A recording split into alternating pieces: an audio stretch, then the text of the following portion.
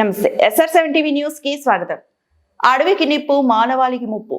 అడవులను కాపాడుకుందాం, వృక్ష సంపదను పెంచుదాం. Forest range officer Madan Mohan అన్నారు. అన్నమయ్య జిల్లా రాయచోటి మున్సిపాలిటీ వేసవికాలం సందర్భంగా అడవులతో జీవనం సాగించేవారు దారుల కోసమే అడవులకు నిప్పు పెట్టి కాల్చేయడం జరుగుతుంటుంది.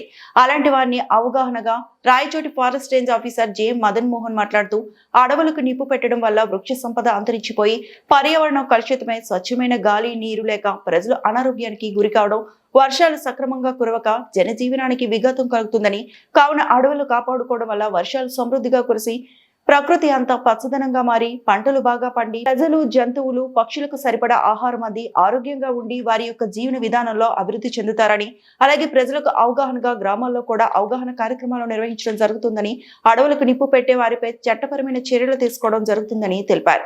అడవులను నష్టపరిచే వారి వివరాలను ఫారెస్ట్ శాఖ అధికారులకు సమాచారాన్ని అందజేసి సహాయపడాలని అన్నారు.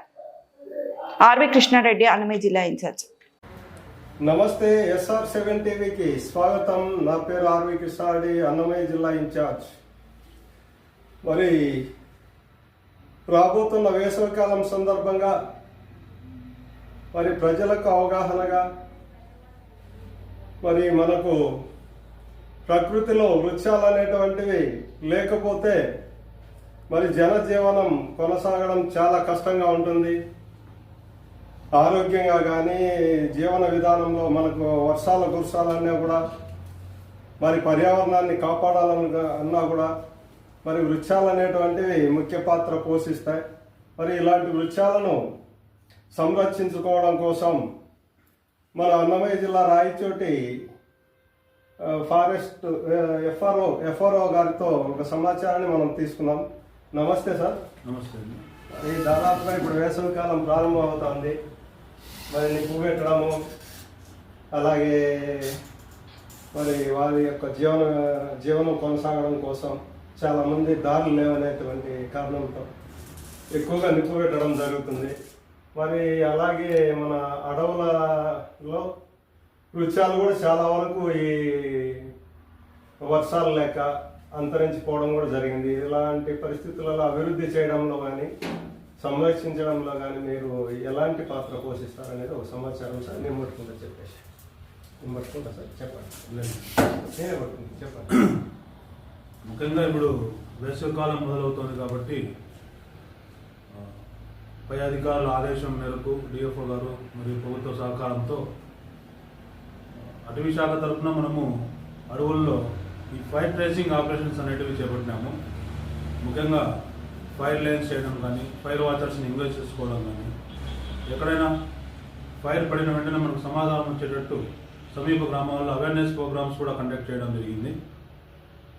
ఇక మొక్కలు మీరు అన్నట్టు వర్షాభావానికి కొన్ని అంతరించిపోతున్నట్టు మీరు పేర్కొంటున్నారు. కానీ అడవుల్లో ఉన్న మొక్కలన్నీ కూడా వర్షాభావానికి తట్టుకొని పెరిగే మొక్కలే ఉన్నాయి. అట్లా ఏమైనా ఎండేంజర్డ్ స్పీసీస్ లాంటివి ఏమైనా ఉంటే వాటిని మేము ప్లాంటేషన్ల ద్వారా రైజ్ చేస్తున్నాము.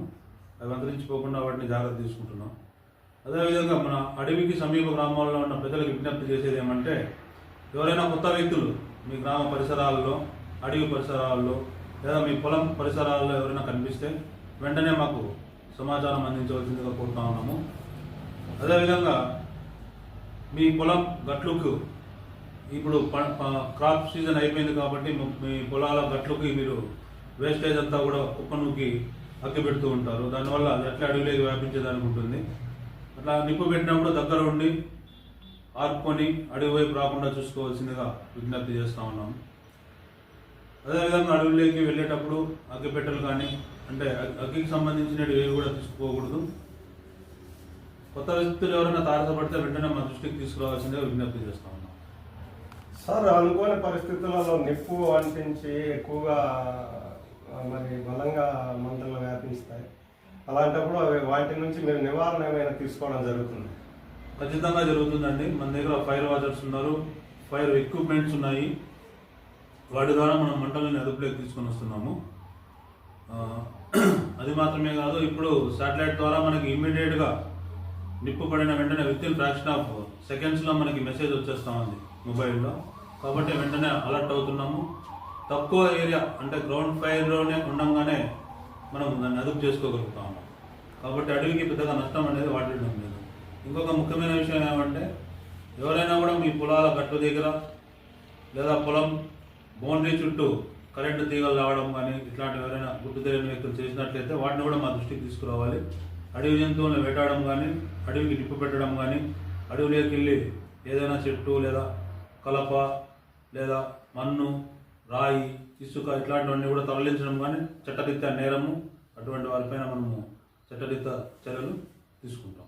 సార్ ఇప్పుడు ముఖ్యంగా రెడ్ శాండిల్ అనేటువంటిది కూడా ఈ మధ్య కూడా మన సానిపై ఇక్కడ కూడా జరిగినాయి స్మగ్లింగ్ అనేది. వాటి నివారణగా మీరు స్పెషల్గా ఏదైనా మీరు ఏదైనా కండక్ట్ చేయడం జరిగింది? ఈ ఎర్రచందనం నివారణ నిమిత్తం మనం బేస్ క్యాంపులను ఏర్పాటు చేసుకున్నామండి. ఎక్కడెక్కడైతే మనకి ఎర్రచందనం ఎక్కువగా ఉన్నాయో, చెట్లు ఎక్కువగా ఉన్నాయో అక్కడంతా కూడా మనం బేస్ క్యాంపులు ఏర్పాటు చేసుకోవడం జరిగింది.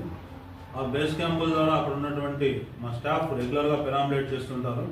దట్టు నైట్ పెట్రోలింగ్ కూడా రెగ్యులర్గా ప్రతిరోజు నైట్ పెట్రోలింగ్ కూడా ఎక్కడెక్కడైతే మనకి ఇంతకుముందు గత అనుభవాలని బేస్ చేసుకొని ఎక్కడైతే ఎర్రచందనం రవాణా అధికంగా జరిగిందనో లేదంటే ఎక్కడైతే అఫెన్సెస్ ఎక్కువగా జరిగినాయనో ఈ సమాచారాన్ని, పాత కేసులని దృష్టిలో పెట్టుకొని ఆ ప్రదేశాల్లో ఆ రోడ్లలో మనం ఎక్కువగా కూడా తనిఖీ చేయడము, గస్తీ కాయడము, బేస్ క్యాంప్ వాళ్ళని అటువైపు ఆ ప్రదేశాల్లో ముమ్మరంగా గాలింపు చర్యలు చేపట్టడము ఇట్లాంటివన్నీ జరుగుతున్నాయి. సార్ ఇప్పుడు రైతు పొలాల్లో కూడా ఎక్కువగా ఎర్రచందనము, సిరిగంధము ఇవన్నీ కూడా వేయడం జరిగింది. వీళ్ళు వేసిన దానికి మనం వాటి కటింగ్ పర్మిషన్ ఏ విధంగా తీసుకోవాలంట రైతులు? ఎర్రచందనం కానీ శ్రీగంధం కానీ పెంచుకోవడం ఎవరైనా పెంచుకోవచ్చు, పర్మిషన్ అవసరం లేదు.